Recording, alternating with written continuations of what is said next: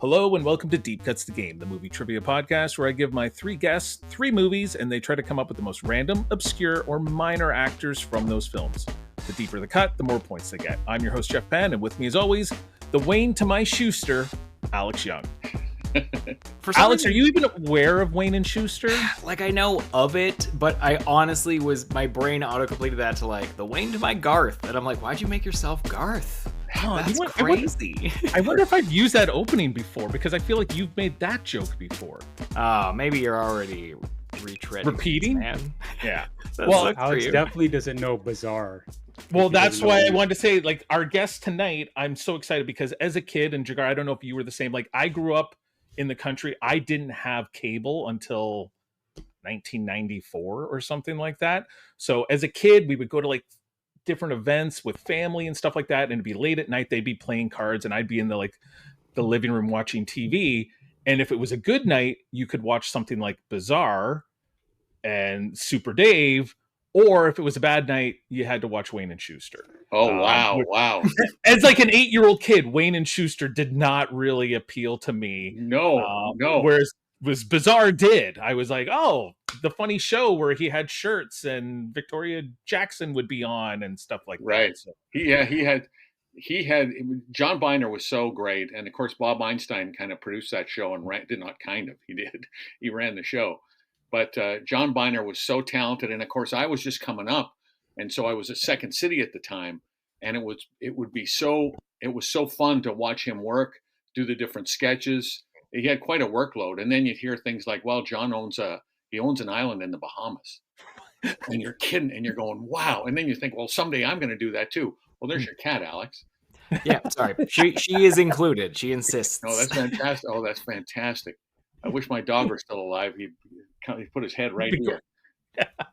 But anyway, yeah, Bizarre was a terrific experience, and I had one of my fondest memories of all on that show. And I don't know when you might have time for me to tell you about it, and I wish I could see it because it's not on. I don't think it's on YouTube or anything. Well, go ahead. Tell you what, I'm going to introduce you so people know who we're talking to. So today on the game, Deep Cuts the Game, we're joined by a true Canadian comedy legend whose face you've seen in some of the funniest films and shows around. He's a longtime collaborator of Christopher Guest, appearing in classics like Best in Show, A Mighty Wind, and For Your Consideration.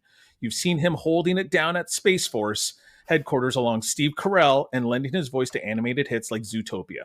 Please welcome the very funny Toronto native, Don Lake. Don, thanks for being here. My pleasure. Super excited to be able to talk to someone that, I grew up watching. And even I hate to admit this, as a kid, because there was no internet and stuff like this, I used to confuse you with another Canadian actor. I know exactly who you mean. Okay, who do you think I'm talking about? Is it Jackson Davies? It totally is Jackson Davies from the Beachcombers. Yep. And you guys were actually in a TV movie. I don't know if you shared any scenes together, and I just stumbled upon it today as I was kind of going through your IMDb. Do you remember a TV movie from 1987 called Hands of a Stranger? Oh, yeah, I do. I do remember that. Yeah. And he was in it. And honestly, it's an incredible cast. Like, that's back when TV movies had good casts. Like Armand Assante was in it. Yeah, Beverly D'Angelo. Yes. Forrest Whitaker plays a young cop. Oh, wow. The guy, I'm forgetting his name. He was also an SCTV Tony. Tony Rosato. Tony Rosato's in it. And then playing Armand Assante and Beverly D'Angelo's kids are a very young Sarah Pauli. Oh, wow. And Ben Affleck. Get out. Like, what a bonkers, like, if you could go back, that's a crazy, and there's other, like, Sam McMurray from Raising Arizona's in it.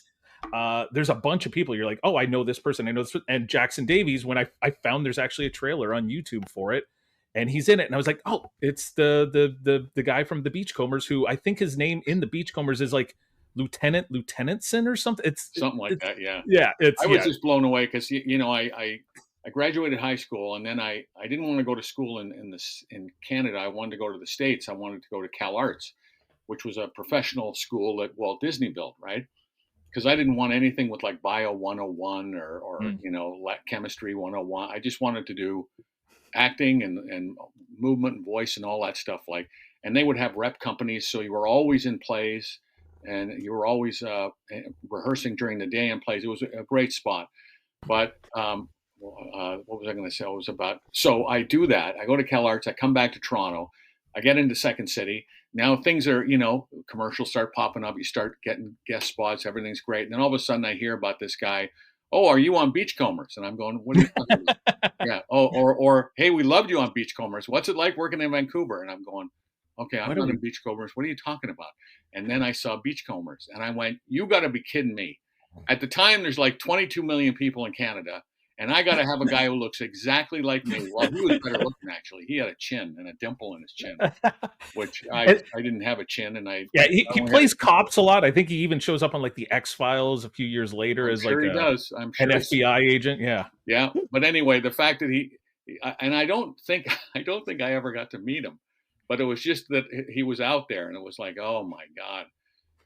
But that's neat to know that he was in that movie too. I just remember riding up and down the elevator with Armand Assante, and it's like he really, he was the real. Hey, he really talks like this, and he had cigars, and back then there were projects coming up to Toronto, which was great for all of us, but you felt an added pressure of don't mess up because you're the Canadian in this, and they're just looking for the Canadian to mess up.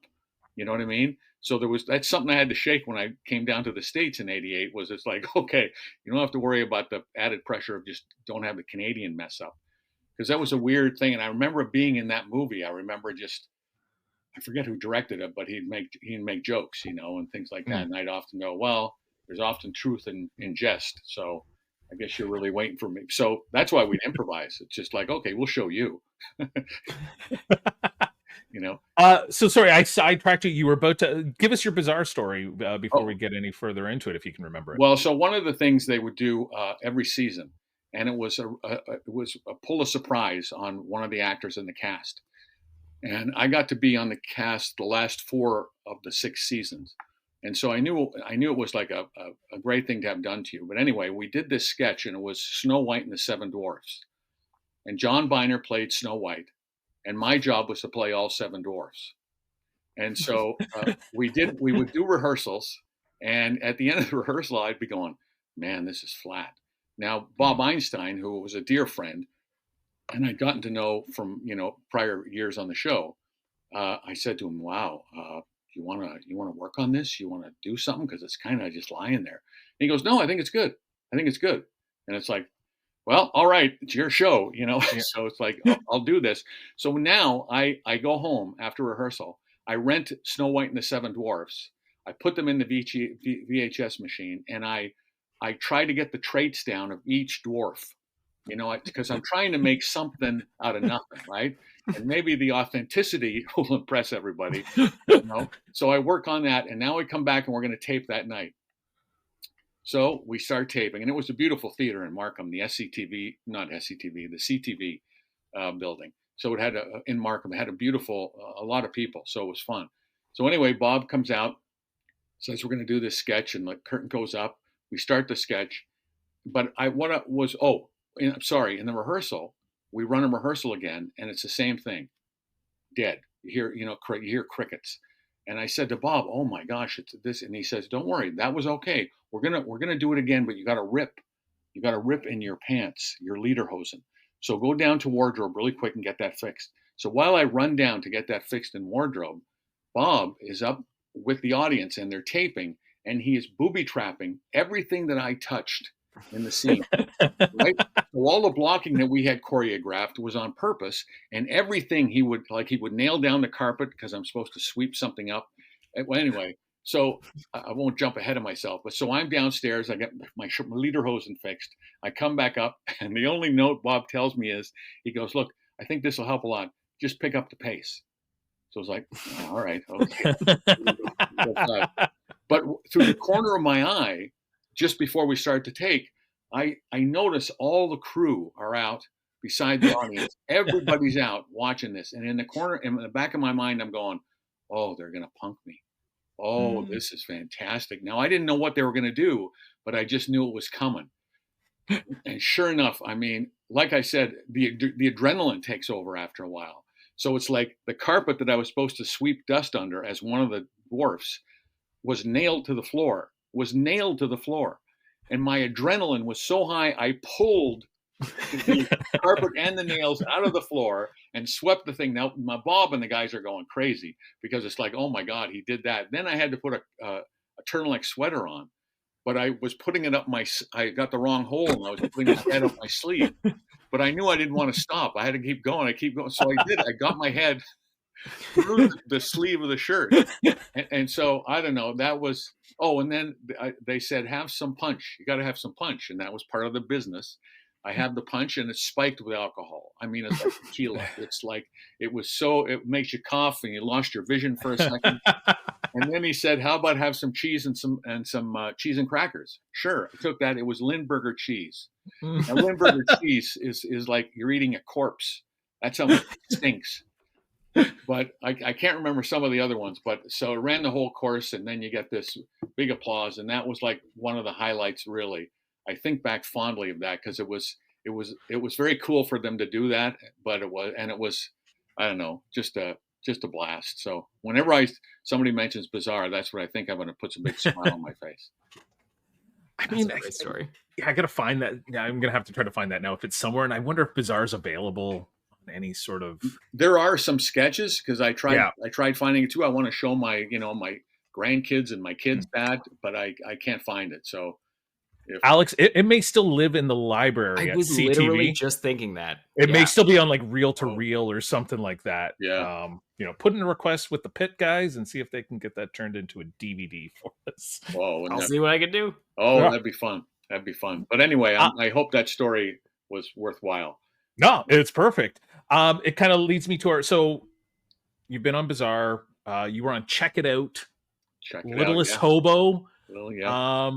Is there any other like Canadian shows that like you didn't get to be on? Like if you could go back in time and like get another shot at like Night Heat or something like that, is there a Canadian show, or did you kind of like, because like you said, you went down to the US, was it like 88 to kind of like. Yeah, they decided to open a second city in Santa Monica in 88. So three of us, John Hempel, Robin Duke, Derek Anderson, and Dana Anderson and myself joined that company. Was in the first company with three people from Chicago, one of them being Bonnie Hunt. And we kind of formed, they don't usually throw a cast together, but they kind of 4 from Toronto, 3 from Chicago. And we met up in Santa Monica. And I knew that was the only way to go back to LA was to have a job. And this was such a perfect job to have because it was kind of a showcase for yourself. Casting people could come in through the whole thing. And it was a great experience. And opening night was, I went around the wing before the show started to put props in place. And, there's this guy in a leather jacket standing there with his back to me. And I was like, I'm sorry, pal, you can't stand here. And he turns around, it's Bill Murray.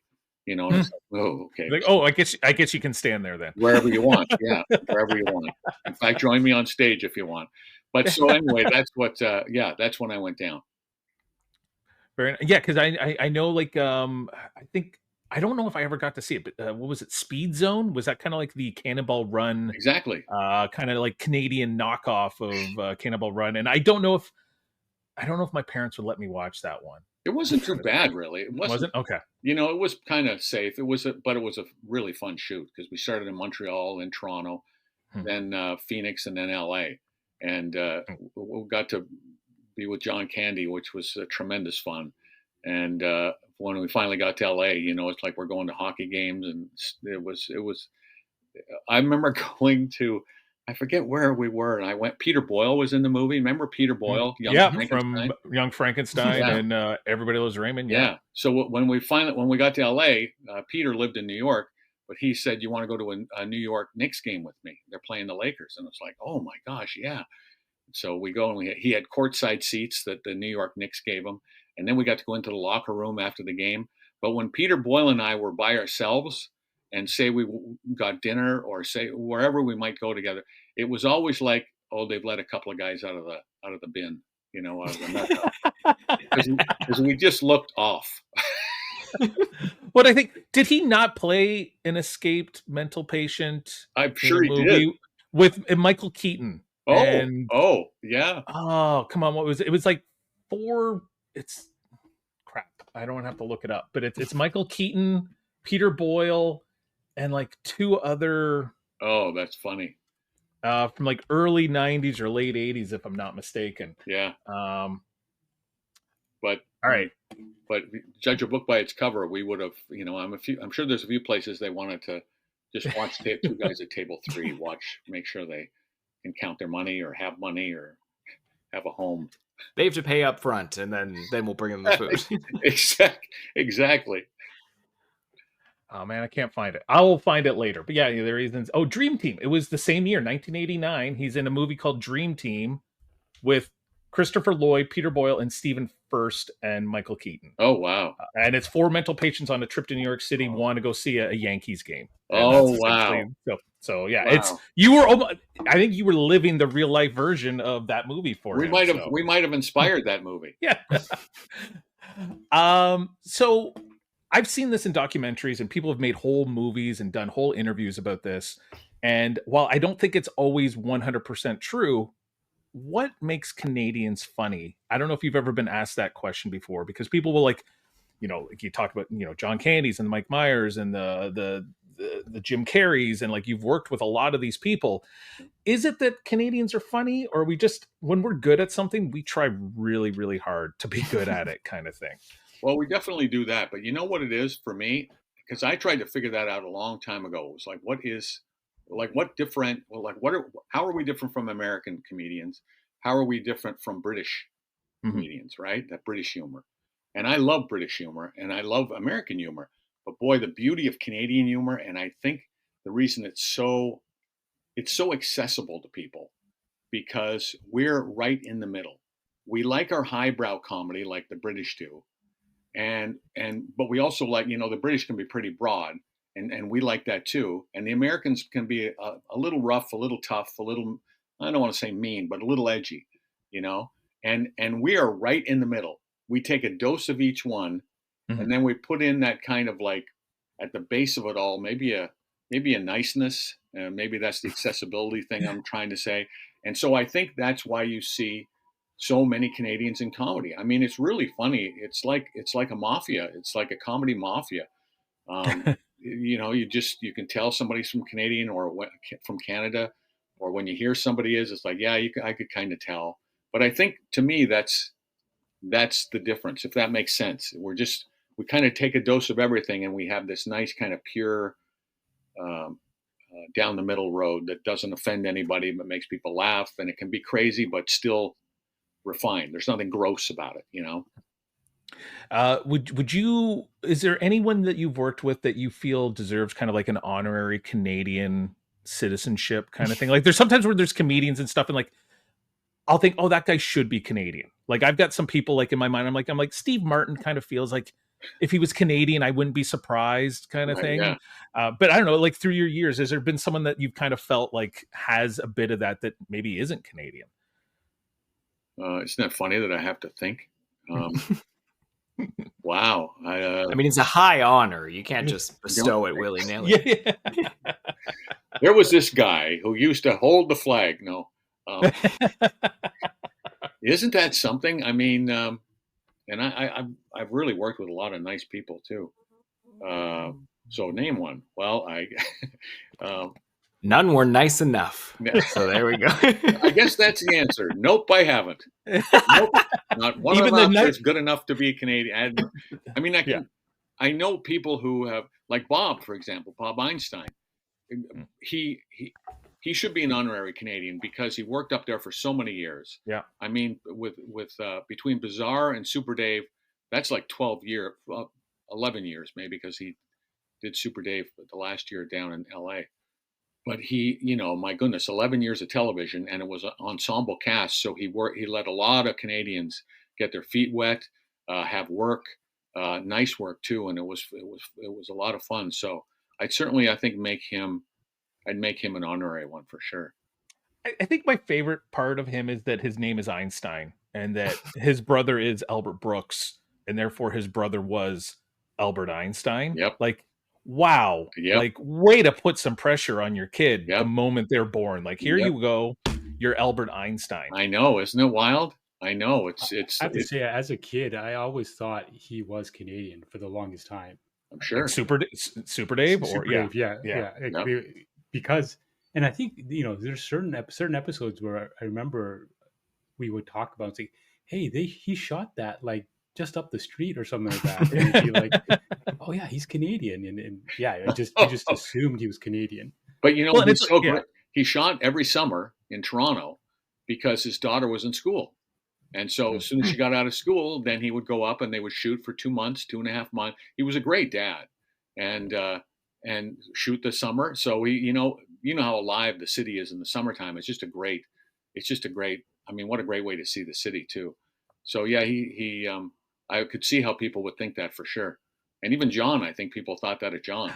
I think I assumed John Biner was Canadian, and there was also a guy who reminded me of John Biner that is Canadian. That's not John Biner. Oh. I'd have to look him up and see what his name was as well. But you know who gets the honorary Canadian one, and I think he was given an honor is Mr. Dress Up, right? Like he gets the he's not right? Canadian. Like, no. I assumed that he was. No, he was from Detroit. No, or was he from Pennsylvania? Because I know him and Mr. Rogers had worked together, right? And then when Rogers came up to work on the CBC, and is it Ernie Combs, right? That was Mr. Dress Up's name. I know he lived in like Pickering or Ajax towards the end, but he wasn't born Canadian. But wow, right? I think we've taken him kind of for sure as an honorary Canadian. Do you guys remember a show? I'm sure you don't, but have you ever heard of the show The Friendly Giant? Oh yeah. I remember watching that. Yeah. Are you serious? We're a little. Jagar and I are probably a little older than we. Yeah. No, it was. I mean, early kids TV in the 70s and 80s was not necessarily the most exciting thing, and like I remember watching The Friendly Giant and being like, I'm watching this, but he better get back to playing with those tiny chairs and stuff soon. Yeah, right. Those were cool. The tiny chairs were cool. Yeah. And then you'd listen for look way up. Yeah. But the thing with me was that giraffe head they had, that giraffe puppet, because something the way the lower jaw was hinged is I remember just being a kid going, that is kind of weird. It just I don't know. It's just even now when I think of it, I can't put my finger on it, but yeah, we had some weird Canadian kid shows in the 80s. Because what was it? Today's Special with like the mannequin guy that would come to life, and then there was Talking Mice. Was Romper Room Canadian? Romper Room, yeah. Definitely, yeah. And then Polka Dot Door. Polka Dot Door. That was my era. Yeah. Well, I mean, Polka Dot Door was on for a long time. That goes way back, man. Yeah. That's true. Yeah. And you always wonder if those things they say about the hosts are true. I don't think they were in the case of Mr. Dress Up and that, but some of them, I remember the first clown I ever met. His name was Bingo, and he definitely had a problem. Definitely killed a few people. Yeah. I think so. Yeah, a few people. Never trust a clown. Never. The actor I was trying to think of that reminded me of John Biner was a Canadian actor from Vancouver named Wayne Robson. Oh, Wayne Robson. Yeah, I know Wayne. Or knew Wayne. From the Red Green Show, and I just remember him in like a Christmas movie, and I was like, "Is that John Biner?" And I'm like, "No, right, it's you're not. Right. It's a yeah." But Jigar, you mentioned you had something you wanted to throw out. Yeah, looking at your IMDb, it's extremely obvious that you've worked consistently for decades, and that's such a rare feat, and it's almost like it's in a way it's like the ultimate success, right? And I just wanted to get your perspective on every decade that you've continued to work in it and how things have changed the industry and how you've felt about the work and it's it always makes me happy when I see an actor with a huge IMDb list, because it's like, wow, that's a working actor who's been able to consistently work. That clearly means that they're talented, and they're not necessarily a flash in the pan who had a huge career between 86 and 87, and we never heard of them again. So yeah, I'd love to hear your perspective on having a decades long career. Well, I think the key to it, and it's funny, the older you get, the more of the like the character actor thing is like a badge of honor, because it's like you say, some people sadly are fleeting moments of greatness, and then for an odd reason they don't get the chance to do it again. So I think for me, the thing I always try to do, the business can wear you down mentally if you let it. And I think that's what happens to most people who end up quitting, or just having trouble. And so for me, it was always like, when you go into audition, and sometimes you don't have to audition, which is a real treat. But then the anxiety with not auditioning is you hope you're in the ballpark when you get to the set, and it's like, oh God, this is. But anyway, the thing about audition is just be prepared, go in, work as hard as you can on the audition, because that's all the control you have. You don't have any more control than that. So you don't know who else they're casting in the different roles, or, somebody who may be in line for that. You don't know any of that. And as I was fortunate enough later on to write and produce shows, I learned so much from, like, oh wow, look at that. Please, I want people to remember that when you go in, everybody on the other side of that table wants you to succeed. They don't want you to flop. They want you to do a good job, but you don't think that when you're an actor a lot of times, right? And so for me, it was just like, really work on that audition. And if it doesn't go well, you did the best you could. That's all you can control. And then, you know what? It wasn't supposed to happen. And so that, I found, is something that stuck with me all these years. But I'll tell you, we're in the midst of the business changing drastically now. And it's just funny. Last week, somebody said, would you ever be interested in teaching? And I would have, but it's like, I don't think I can help anyone now, because I'm not social media savvy. It's a whole different world, how you get known.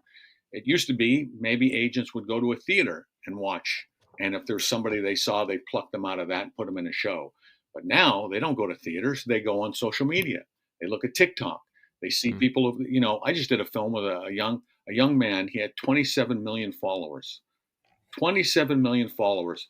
He was Canadian, lives down here, and he just put together some with a buddy. They put together some sketches, kind of, and he's got 27 million followers. And he got a part in the movie because he's going to bring 27 million eyeballs, right? And the other thing that was hard that the business does now that it didn't used to is the self tape, and right, where you do it at home. So you can kind of, the beauty of that is, especially in LA, although traffic is bad in Toronto, you don't have to drive for an hour and a half to the audition, and an hour and a half on the way home. So you can, and all you have to do is do it into the camera. But you tend to do a lot of takes because you want it to be perfect. And the thing I miss the most about that is there's no room. There's no producers in the room. The writer's not in the room. The casting agent isn't in the room. And boy, I'll tell you, it falls into one of those categories of where you'll do great in the room. You'll have a really funny audition. They love it. You don't get it. But the thing is, they'll remember you for next time. And they'll also remember, oh, that's a guy we want to work with. He just seems like a good egg. He's got good energy. We want that around.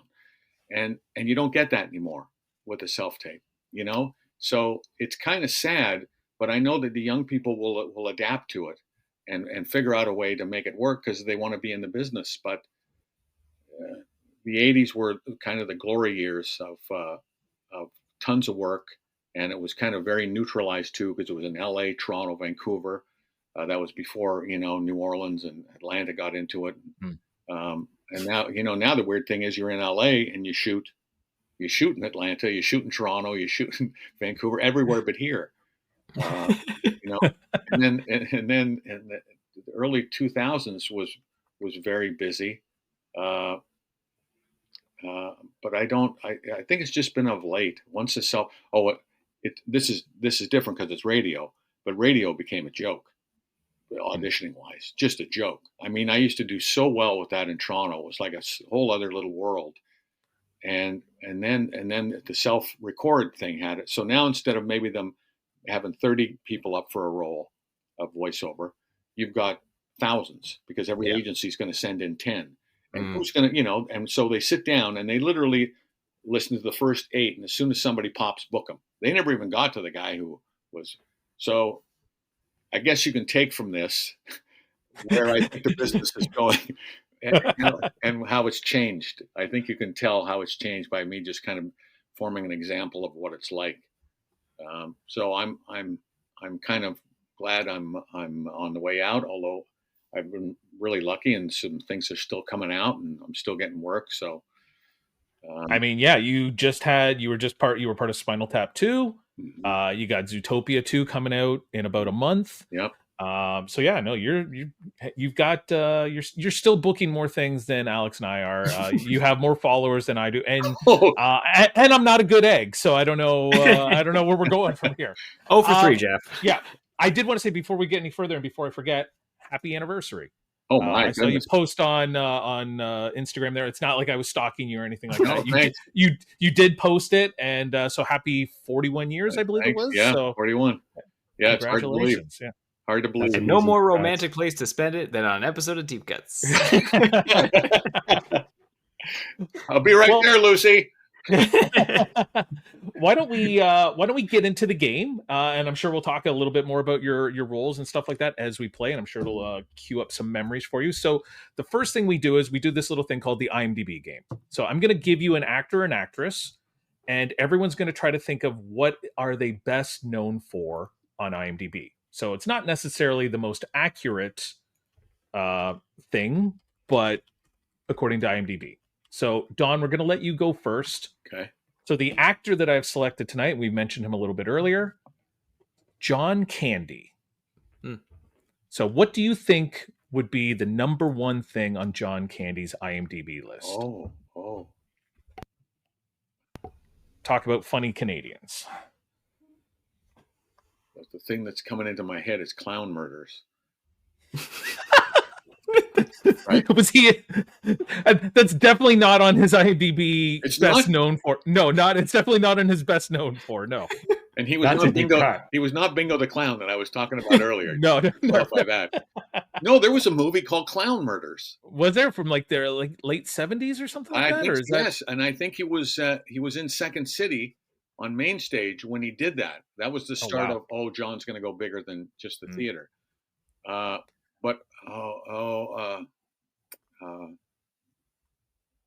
Is it a show?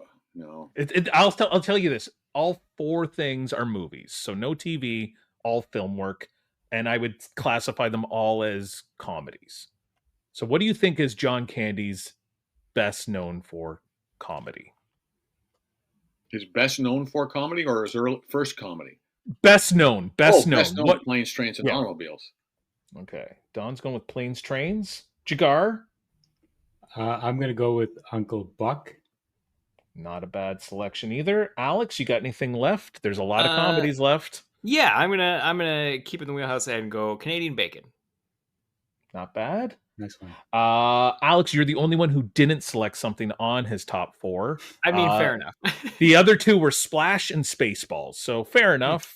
I mean, I think I would have liked to seen JFK thrown in there just for fun. Well, he was good at that, yeah. He was great. But Planes, Trains has become like a classic. Oh yeah, it's a Thanksgiving kind of staple for me. Not many Thanksgiving movies, but that's definitely one of them. Yeah. That is number one on his list. Number two was Uncle Buck. So Don, when we play this game of deep cuts, would you like to go first, second, or third? Might I suggest you go first? Okay. After thinking it over, I would like to go first. All right, we're gonna put Don in at the number one spot. Jigar, would you like to go second or third? I'll go second. Jigar is going to go 2, and Alex in at 3. So this is the part where I tell you what tonight's 3 movies are. So, Don, in honor of you, we've tried to gear this game towards things. Hopefully you remember. Now, that being said, sometimes big role, small role, you might not interact with a large part of the cast, depending on how many days you're on set. So, from 1991, Hot Shots. Uh-huh. From 1996, Waiting for Guffman. And from 2016, Zootopia. Okay. So those are our 3 movies. I'm going to give you guys a few minutes to think about that. And while we do that, let's hear a word from our sponsors. Movie buffs and collectors, this one's for you. MoviePosters.com offers an incredible selection of posters for every taste. from obscure indies to your blockbuster favorites. Want a poster for The Longest Yard, The Good One, or the Adam Sandler one? They've got both. Charlie and the Chocolate Factory, Willy Wonka, or just Wonka? They have all options in a variety of sizes. Go to movieposters.com and use the promo code DEEPCUTS15 to get 15% off your next order. All right, we're back with Deep Cuts the Game. We've got Don Lake, Jigar, and Alex with me tonight. The movies are Hot Shots from 1991, Waiting for Guffman from 1996, and Zootopia from 2016. Don Lake, you are up first. What is your deepest cut? It can be from any of these three movies. Who's the person you think people forget is in one of these movies? Can I say William Sadler? You can. Do I need to say? Which movie is he in? Sorry. Hot Shots. Is he in Hot Shots? Did I not write down William Sadler?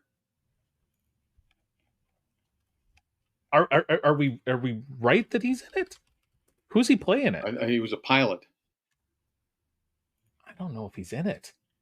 You guys just watched it, right? Does anybody remember William Sadler in it? To be fair, everybody's masks on, so it's hard. A lot of people are wearing helmets and stuff like that. Right. Yeah. Well, I thought he was the pilot who gets taken to the hospital, and that's when the No. You were very, very close with the name. I'm going to give you that one. It's William O'Leary. Wow. He's Dead Meat, if I'm not mistaken, is his name. Dead William Meat, that's right. I know him from Bull Durham. He's the really religious guy on the baseball team that proposes to kind of the the crampy. But you were right when you said William. So we're going to give you William O'Leary. That's very nice. You see me with games. I'm going to go for a walk in the rain. See. So William O'Leary for 8 points. Oh, that's very generous. Jigar, what is your first deep cut? Okay, so I'm gonna go with Hot Shots. Christy Swanson. Christy Swanson is the other pilot. I can't. What was her? She had a nickname too in it. I don't remember her nickname. But yeah, that must have been very early in her career. She was very young. I mean, this is pre Buffy, pre whatever. Yeah, pre Buffy, and then she did a movie with the star of Hot Shots later on called The Chase or The Getaway, something like that, where they are driving across the country and it must have come after the OJ thing because they're being followed by cameras and everything. And it's like a cross country chase with a lot of people in it. But unfortunately nobody's seen it. So she is also worth 8 points, Jigar. So Alex, you get 2 in a row, your first and your second deep cuts. I'm going to take 2 from Zootopia. I will go with J.K. Simmons, who is the mayor in that movie.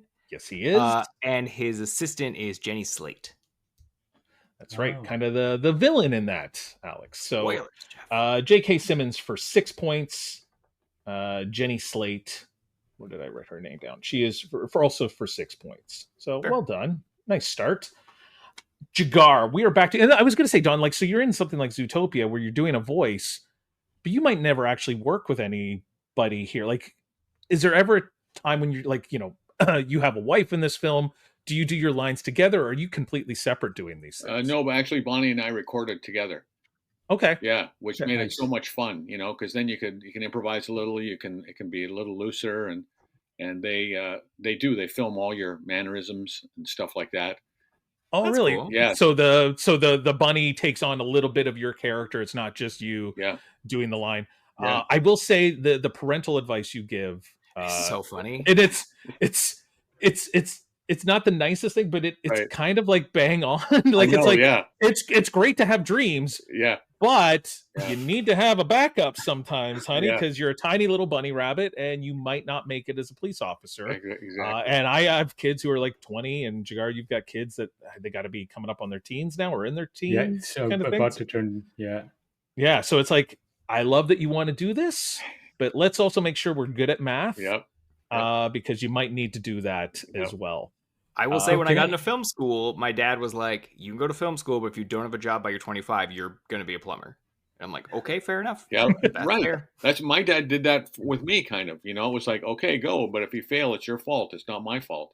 And I was just happy for the green light to be able to go. It's all right, good, thanks. It's on me. And it probably seems Sorry, go ahead, Jigar. No, if I just circle back to the fact that you and Bonnie Hunt read together in the room, is that something that you guys asked to do, or was that something the directors said, we should really have you two read together? I think they knew because of our history together. The Right. different shows and that there's a shorthand and it would be fun. Mhm. I think there are some other people who work together uh, because it's a more energetic way of doing it. There's more presence in it. But that was definitely we wanted that too. So and you can Nice. explore a lot at the beginning, so you can have a lot of fun. You record a session, improvising and things like that, using the dialogue they provided. Then they kind of go away, and then they come back 2 weeks later with, okay, let's try this now, and that's how it works. Because everything's got to be done first with animation, um, all the writing.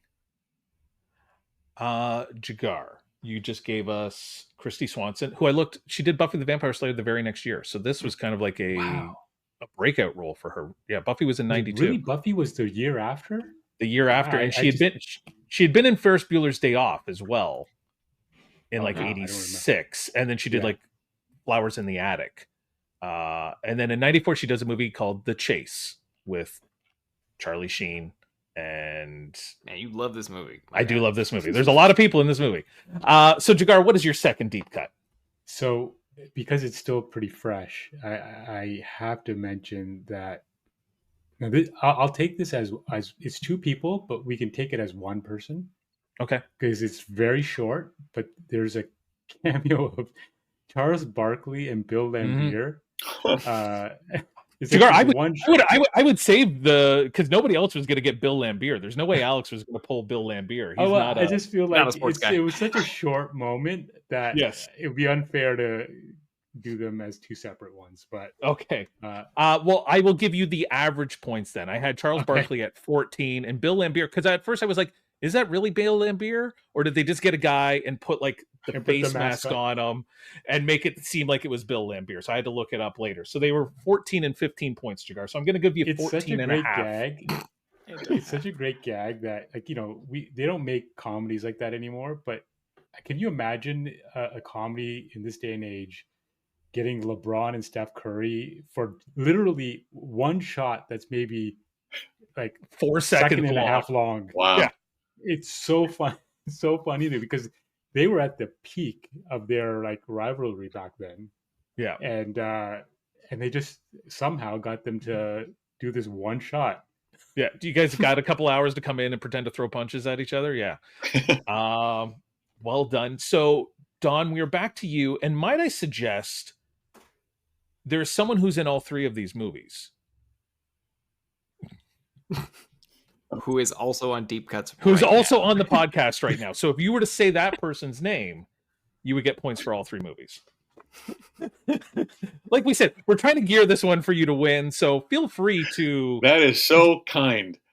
I haven't experienced that kind of kindness since grade 9 math, when I never did the homework, and Mr. Armstrong would say, go up and solve number 9 for us on the board.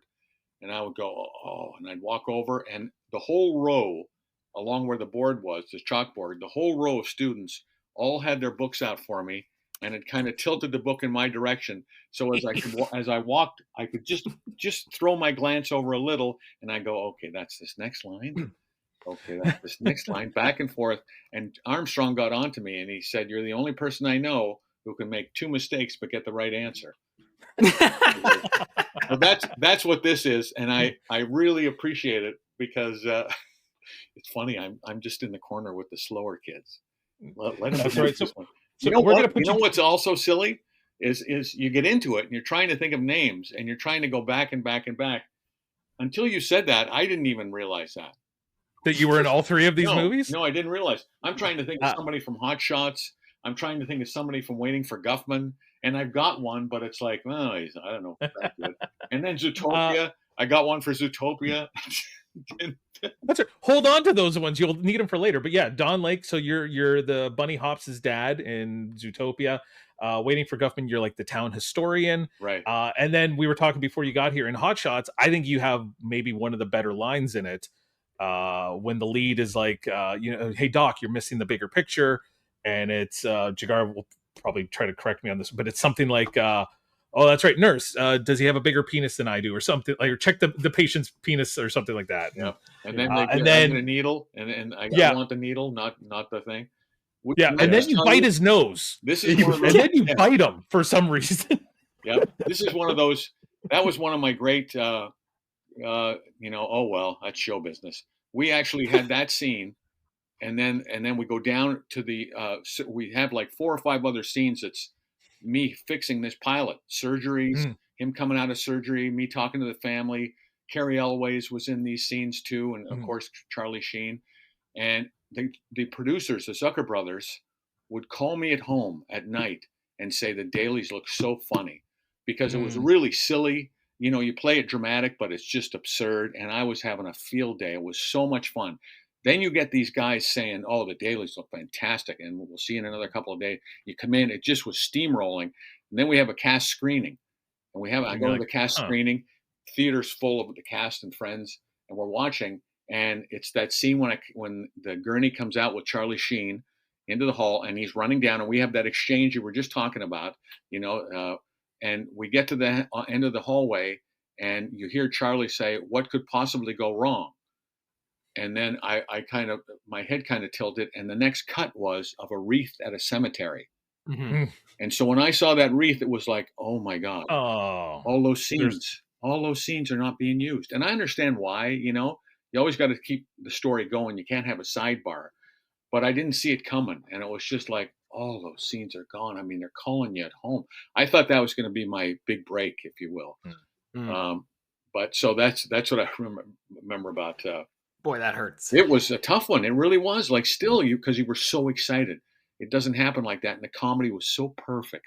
And they were Mhm. so paranoid before I was cast that people might, think of me from Super Dave and that, and they wouldn't be focused. It might be a distraction for just a second. So I auditioned like 2 or 3 times. But and every time it got, better and more comfortable. So they took a shot. But then as it turns out, bingo. But that's showbiz, right? So yep. Well, it's fascinating that you tell us the story because watching it, it felt like it was going to be something bigger because the Mhm. shot when you burst through the doors and it's almost like a one take just on you, and it feels like there's like this movement towards something that more that was going to come, and it never does, and it works in the movie like because they do that hard cut to the wreath, right. but it definitely felt like there was more to the scene, That's and interesting.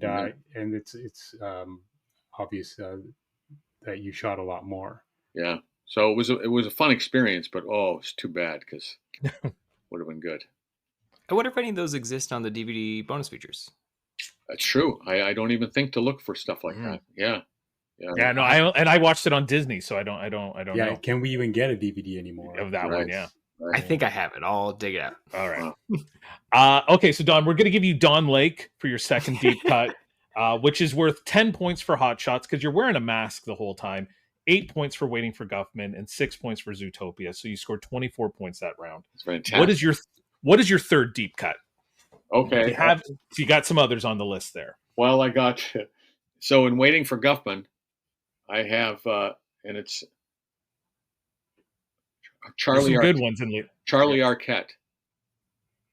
so Lewis, right? Like Yes. the dad of the Arquettes. Yeah. Yes. Yeah, Oh, as the narrator of yes. the play. Yeah. He is worth 7 points. Well for done. Mr. Arquette. Yeah, and it's funny on the DVD. I've got the DVD. His name is listed like first. I wonder if it's an alphabetical thing Oh, or it something might like be, that. yeah. But it's like Waiting for Guffman. It's like Louis Arquette, and I was like, wow, he's not in it that much, and he's definitely not the star of the film. But Right. I think they did it in alphabetical order at the beginning. Okay. Like that. because he also Alex he plays the sheriff in most of the Scream movies. Right. Oh, yeah, of course. He plays David Arquette's dad or his boss, kind of thing. That's it's funny you say like in alphabetical order because that was the thing with I was going to say Apocalypse Now, and it's like, oh my gosh, this is what happens when you get older. So you know, the short circuiting, it bothers some older people. To me, I find it very entertaining. Good attitude. Like, where does Apocalypse Now, and how would that even enter into And you mentioned short circuiting, and you're in Short Circuit too, if I'm not mistaken. So, Right. like, I can see why your brain is having trouble with all these things. And now I forgot what I was going to say. So that's fine. We'll just move along. Life is good. Jigar, what is your third deep cut? So I'm pretty sure he's in Guffman because he was also in some of the other Christopher Guest movies. 80s actor who's in a lot of comedies, bald. Don Lake. Not Don Lake. Okay. Can I help you? Oh, I think I know who you're going for. He's in a lot of comedies. Yeah. Kind of plays a jerk most of the time. He always plays a kind of a jerk. And I don't know if he was a stand-up or not. That I'm trying to remember if he was a stand-up. But he was definitely in the other Christopher Guest movies. Yeah, I know he's definitely in Best in Show. I think you're going for Larry. What about a big scale movie? Like a big scale movie? Can I give you a hint? Yeah, sure. What would be his big? Well, like I'm looking him up right now. Pretty Woman. Are we thinking the same guy? I think so. Yeah, Pretty Woman, Nutty Professor, A Mighty Wind, 10 Things I Hate About You. His name's Larry Miller. Larry Miller. Oh yeah, of course. Yes. Yeah. He's in a ton of stuff. Yeah. He's in Kiss Kiss Bang Bang. That's right. He's in Kiss Kiss Bang Bang, which he's very funny. He is a stand-up too. He's very. Oh, he is okay. Yeah, I had met. It seemed that he was on like probably Carson and a lot of those, 80s late night shows. Yeah. Oh, funny. All right, Jigar, 8 points for Larry Miller. So well done. Alex, you get your third and your fourth. What are your third and fourth deep cuts? I'm gonna do a couple more from Zootopia because my sister loves this movie, so we've seen it a bunch. I'm gonna take Octavia Spencer, who I think is Mrs. Otterton. That's right. She comes in looking to try to find her husband. That's right. Octavia Spencer for 10 points, Alex. Great. And this is such a small cameo, but it was really heavily covered in the news when it came out at the time, so it may not be as many points. But Peter Mansbridge is in it. Oh my gosh! What? He's doing he's one of the reporters. He's Peter Moosebridge. Yeah, he's the Canadian reporter. Wow. But like CBC did a bit on it, and I think CTV covered it when it came out. They're like, Canada's Own is in it. Wow, that is a deep cut. Right. So yeah, that's 15 points for Peter Mansbridge. Is it that high? Yeah, I mean, great. Honestly, yeah, I gotta feel that it's like if you weren't a Canadian watching CBC News, you wouldn't know who Peter Mansbridge is, kind of thing. So, well done, Jigar. We're back to you with your fourth deep cut. All right, trying to think of something from Zootopia. I don't think I'm gonna get very many points for this, but Idris Elba. That's right. As kind of like the chief of police, right? He's the like the water buffalo or whatever he is. Idris Elba for 4 points, Jigar. Yeah. Points are points. All right, Don, we're back to you. We do 6 rounds. We're on to your fourth and your fifth deep cut. So you're almost home free. What is your fourth deep cut? My fourth deep cut is Ray Chong from Zootopia. Mm-hmm. That's right. Is it Ray Chong? It's Tommy Chong. Tommy Chong. But yeah. Tommy Chong. Oh yeah, that's right. Oh right, yep. That's right. He runs like the place where they do yoga, like the yak or whatever. That's right. And they're all naked. Tommy Chong. Also Canadian, is he not? Is he? Chong? He might be actually. Yeah, you're I think he's from Alberta. I think he's from Alberta. Right. Yeah. Wild. Tommy Chong for 9 points because his voice is pretty distinctive. In that movie, like some people you'd be like, I don't know who that is, but when Tommy Chong comes on, he's doing Tommy Chong. Yeah. So well done. And what is your fifth deep cut? Okay, this is a stretch, but there's a writer producer and was at Second City, Steve Campman. Okay. But his wife played in that Hot Shot scene when we come out of the elevator with the gurney. The nurse in that scene is Steve Campman's wife, something Campman, but I don't know her first name. And I guess you're just. I'm gonna have to look that one up because I did not write that one down. That's got to be the deepest of cuts. That's great. I mean, I wish I could. That's the knockout punch. I think. In real life, I don't remember her first name, but her real last name is Campman. So how are we spelling this last name? Kamman. Camp, Kampman, Campman. Seen a lot of cameramans. Uh, Are you spelling with a K, Jeff? Oh, that's yes, right. K. K. Sorry. But I should how know. are you looking for? Like, if you looked up Hot Shots and then you went down the cast list, is that what you're doing? That's what Okay. that's what I'm doing. And I'm wondering if she's uncredited or potentially I think she had a line or two. not even. Yeah. Well, since Don was there, Yeah, I feel like we defer to him. Oh, I no. feel like he gets. Are we going to defer to him? Okay, so I'm going to give him that one, and I I'm will getting look it tons up. of wiggle room on this show. Bless your hearts. All right. So You're the all going to rule be in is, my will. if they're not on my list, because I wasn't writing down a writer's wife's name for this one. It's worth 20 points. I So thought, well oh done. my goodness, I thought she was going to be on that list. I thought it would say nurse, and then you go over and see like Susan Campman or. Let me see if I do. Judith Kahan. Is that who we're talking about? There's a nurse. There's one nurse in the credits. Her name is Judith Kahan. She's from New York, and she's married to Stephen Campman. So in the credits, Whoa. she is not using his name. She is using her maiden name, Her which maiden is name. Wow. which is There you go. Kahan. Wow. And she is known for Hot Shots, Analyze This, and Multiplicity. That's So, great. Well, usually, and she also, she's in Hot Shots Part 2. So she came back as a different person. But so that one counts. It's a legitimate 20-pointer. It's not. That's a legit. That's yeah. great. Yeah, Thanks it's not for us looking that up. being nice to you. Yeah, no, well done. Jigar, what is your fifth deep cut? Oh, and Alex, you know what movie she's in? Stealing Home. Keep that one in your back pocket for later on. All right, I'm gonna have to go back to Hot Shots, I think, because it's still relatively fresh in my mind. The tall, lanky guy from Whose Line Is It Anyways? Oh, that's a good one. Ryan Stiles. Ryan Stiles.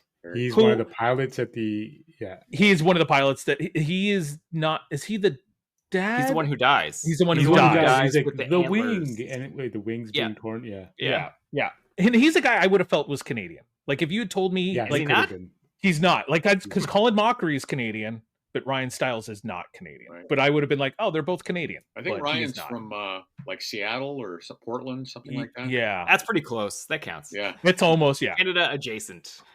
He's worth 12 points, Jigar. So well done. Alex, what is your fifth and then your final deep cut for you?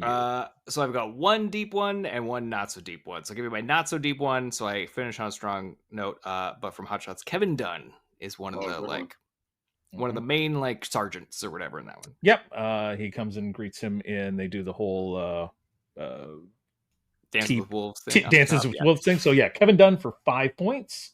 Great. Another great actor who's been in a ton of stuff. Just been working forever. Yeah. Yeah. He always pops up. Alex, what's your final deep cut? So I remember when I watched a couple weeks ago Zootopia, most recently. I thought Steve Buscemi was in it. For years, I thought Steve Buscemi, much like Monsters Inc., I'm like, he's got a small role in this as the Weasel. But at the time, I looked it up, and it's Alan Tudyk. Yeah. Doing his best Steve Buscemi, which is pretty good. But it's Alan Tudyk who seems to be doing mostly just voice stuff now. Like he's in Superman, and of course, iRobot, and all that kind of stuff. He's worth 11 points, Alex. So you did finish on a very strong note. Well done. Jigar, what's your final deep cut?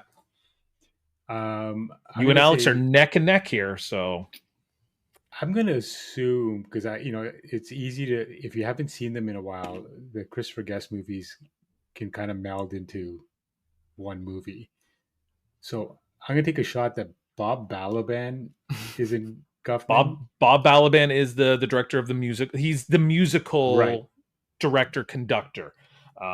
Christopher plays the director of the play, and there's a bit of a power struggle there between the two of them. So Bob Balaban for 7 points. Well done. Yeah. And Dawn, we're back to you. It's your final deep cut. It's in hand thanks to that Judith Kahan poll that you just gave us, which just sealed the deal for you. But what is your final? Do you got anything else in your back pocket there? I didn't write. I had someone for Waiting for Guffman. And then, Handsome. but then I forgot. I should have written it down. But Jigar was talking about Waiting for Guffman. And I went, oh, that's kind of neat. There's a couple good ones in there. Yeah. Oh. When in doubt, just get on the board.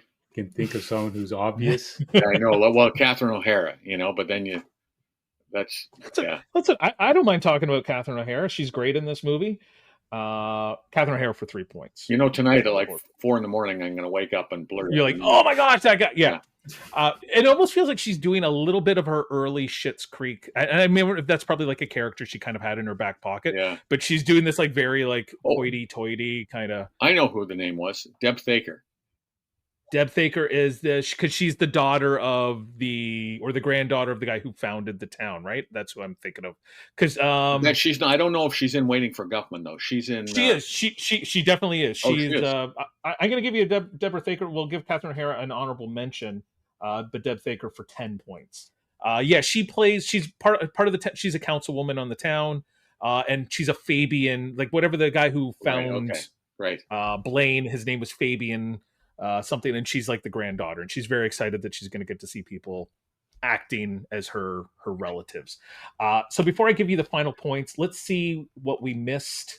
Anything big? We got Tommy Chong there, obviously. Bonnie Hunt, your wife in Zootopia. Shakira performs a song. See, I was trying to look for obscure. Look for obscure things, but like Shakira. But look at they both went like, oh my gosh, I forgot about that. Yeah. A couple voice actors, John DiMaggio and Maurice LaMarche, add their voices to it. Tom Lister Jr., the big guy from like The Fifth Element and stuff like that. Christian Bell's in it. Wow. Hot Shots, we got the big ones. The other pilot, Jigar, do you remember who the other pilot with Ryan Stiles is? I don't know. Was he? Well, I'm thinking of another pilot, maybe at the beginning with Bill Irwin. It's Bill Irwin. Bill Irwin and Ryan Stiles are the two pilots that have to eject. They are the parents of Carrie Elways and Charlie Sheen. The guy that you mentioned, William O'Leary, his wife is played by Heidi Swedenborg. I know her from Seinfeld. As George's fiance. She's in that, and then from Waiting for Guffman, you guys did really good. David Cross has a nice little cameo. I forgot. He's an alien expert that keeps measuring the crop circle, and it keeps getting bigger every year. Paul Dooley has another small. He was abducted by aliens. Yeah. Linda Cash, who I'm sure you know very well, plays Eugene Levy's wife in it. Brian Doyle Murray is in it. Yes. Is I think the only guy who knows that Corky is gay. Yeah. Because Corky is trying to get Johnny Savage, the town good-looking guy, to be in the play, and he's trying to get him. And Brian Doyle Murray's just like looking at him like something's not right here. Johnny Savage, played by Matt Kessler, who is also in the Scream movies. Alex he plays Dewey in the Stab films. Oh, great! And then a couple of my favorite ones, and like you said, like your parts in Hot Shots. A lot of it got left on the cutting room floor. So there's some people here where I'm like, did their stuff get left? So someone like Miriam Flynn, who we would know from a lot of the National Lampoon's Vacation movies. She plays the cousin that's married to Eddie. What's his name? Quaid. She's just a costumer. She's helping Corky get his outfit on, and has like 2 lines. Wow. And then obviously Paul Benedict from the Jeffersons is in it. He's the guy that they think is Guffman. I was trying to think of his name because he's Guffman. Yeah. He's Guffman. Yeah. And then in the auditions for Waiting for Guffman, there's a bunch of people trying out. One of them I would not have known, but it's a singer named Lou Christie who sang the song "Lightning Strikes Again" from like the 50s or 60s, and he's literally just in there auditioning with his own song. And then I had to go back and watch it twice to get it, but there's a pan across all the people who are auditioning, and he has no lines. He's wearing a black cape and has makeup all over his face. Is Bob Odenkirk. Oh, wow. No lines. I'm like, there must be some lines of Bob Odenkirk somewhere. Like him and David Cross must have been like coming off, like doing like Mr. Show and got invited to come on and do this part. And maybe his stuff just got cut out. But yeah, Bob Odenkirk. I mean, that's no lines. When you talk, Alex, you talked earlier about, like a director's cut and stuff like that, and all they would always say, you know, why doesn't he release these? Because there would in Waiting for Guffman, everybody, whether they were in that day or not, would go to the dailies at night and watch them. You know, and it was so fun because you'd have these monologues that would go on forever, and you'd have great scenes that went on forever, and people were dying to. Why can't we see that? Why don't you put it on a DVD and see the extra thing? Because people would go nuts. Because you know, Waiting for Guffman, he shot, I think it was either 95 or 98 hours of film. He shot. Wow. And it took him a year to get the first cut down to 5.5 hours. Wow. Zack Snyder could never. And then it's almost his next cut was Showtime. He knew what he was doing, but he just took his time. You know, but imagine, 98 hours. Amazing. If we had streaming back then, because I know, you know, things like Mascots and Family Tree and stuff like that. Like, it's almost like Waiting for Guffman could have been a limited series. Yeah, right. True. It could have been an 8 or 10 episode limited series where you get a better look at the people in the town and they're kind of like their day to day. Because like everyone in Christopher Guest movies feels like somebody, you know, just amped up a little bit weirder. Yeah. Right. Like we all know that person who has a collection of kettles. Yeah. But, you know, they're like, oh, they're going to tell me about their kettles for 2 hours. Right, like, yeah, that's what people in Christopher Guest movies are like. Yep. But you did really well. The final score is Alex and Jigar tied at 53. Wow. That's good. And well done, Jigar. Don Lake, you put up 78. Oh, so wow. A very respectable score. Well done. So much like we did for Jim, your friend Jim Pittick, the prize is really just a burden, where we ask you to suggest a future guest for Deep Cuts the Game. They don't have to come on. It's not an obligation, but just if you could think of someone that we'll try to reach out to and see if they have any interest in it. Well, how about a great Canadian, legendary stand-up and actor, Ron James. Oh yeah, that'd be great. Yeah, I mean his stand-up isn't even stand-up. His stand-up is like the most poetic collection of words, and it's like a symphony. He builds to these crescendos, and then he starts up again, and it's Canadiana, and it's really he's a ton of energy, and he's done a lot. He's a real Canadian. He's a Canadian legend. He is Ronnie, and he's a very good friend. But yeah, so I would say awesome. Ron James. All right, for sure. Alex, what do you have to pitch? You got anything coming up you want to tell the people about? Nothing in particular, just my usual, you know, buy your movies physically, support your local cinemas, independent and otherwise, see your movies theatrically, and you can find me on Goodreads, Letterboxd, all social media at the Alex Young. Perfect. Jigar. How about you? Anything you want to tell the people about? No, this has been an incredible evening and an honor to talk to the great Don Lake, who very kind. As a kid, would see in so many movies. We didn't even get a chance to talk about Police Academy. Oh my gosh, yes. Mr. Wig in Police Academy. Yeah. Oh my God. Police Academy is another one of those movies, much like we were talking about how with the Dave Osborne show, like we'd watch it and be like, oh, this is Canadian. And Police Academy was, you know, famously, most of those were shot in Toronto. Yeah. And we could even see the CN Tower right. shots. But yeah, I think they were up at like Woodbine, like the mall out at like Woodbine or whatever. Well, it was actually right down at Front Street where the crowd when he drives the car into the parking spot, and Steve Guttenberg says it fits. The damn thing fits. That was right at Front Street. I remember the crowd watching, and it was really a nice Trans Am, and he just drove that in there. Yeah. Well, I mean, you know, those movies were such a huge part of my childhood, and you know, I wore out the VHS tapes watching those. So it's been a real honor to get a chance to talk to you today. Thanks, Jim. Yeah, no, this is right up there. Like I think I had a week one time at work, Jigar, where I got to cut a promo for like when Roseanne was coming back. Like, I don't know if it was, I think it was just still Roseanne at that time. It wasn't the Connors. And like, I cut a promo for that. And then I cut a promo for the new Magnum PI show. And I was like, oh my gosh, I can't believe if you told me when I was 8 years old that had begun to work on Magnum PI.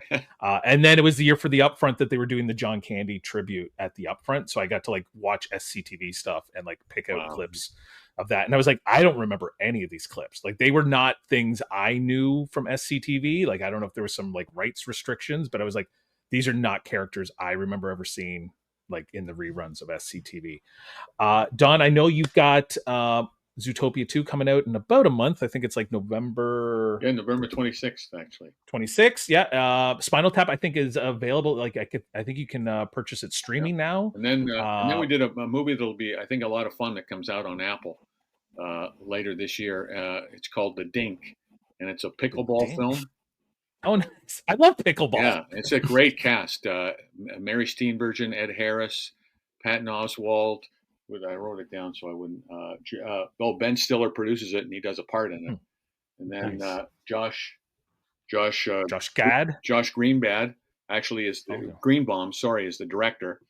But Jake Johnson from New Girl. Oh, great! New Girl. He's fabulous. Ed Harris, Mary Steenburgen, Patton Oswalt, Andy Roddick, the tennis player who's now big in pickleball. He's a good guy. And then Chloe Feynman, who's fantastic from SNL. That's terrific. Yeah. Wow, this is bordering on a deep cuts level movie for sure. Oh, you would have fun with that. And then that is awesome. I just did this film with Ron Murphy, who's a friend, and he directed it and he wrote it with Nick Torquay, Canadian film. Just a film. I didn't need to say a Canadian film. It's really, really good. But that's Christopher Walken and Jane Curtin, and then a really good, great young Canadian actress, Ella Ballantyne. So my scenes were with Christopher Walken, which was great. Something. That's all I'm going to say. He's something.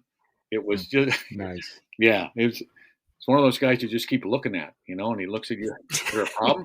No, there's not a problem. I just can't believe. Let me touch you again. Yep. Oh, all right. He was great. I don't know if it was a joke, but someone had posted somewhere that Christopher Walken claims that when all his acting he's doing, he's just pretending to be Bugs Bunny. Oh, and I know it's just a joke, but it's like it's funny to then go back and watch his things and be like, is that how Bugs Bunny would have dealt in this situation? Kind of I've never heard that. I've never. Yeah, I'm sure it's just a joke, but yeah, you never know because the first thing he does with a script is he takes out all the punctuation, all the commas, exclamation, takes it all out. He's like Sinatra. Do not. Okay. He's gonna rephrase it. He's gonna do it the way, and then he does something neat before every take, which I'm gonna start trying. He puts a slice of lemon in his mouth, and he bites on the lemon. Doesn't that make sense when you think of it? It kind of wakens up your mouth, and I don't know. So, but I'm going to do that next week on the podcast, Alex. I'm going to start with a slice of lemon and see how it goes. Try it, yeah. Just remember to take the lemon out so it doesn't look like you got weird mouth guard. All right, Alex. This is the part of the show where Alex sends me an outro that I have never seen before, and I have to read it. Any notes, Alex, for this one? No, this one you can just go regular. I've got a line in it, but you'll see where that is. All right. So other than it being super long, it's just a normal read. Okay. All right.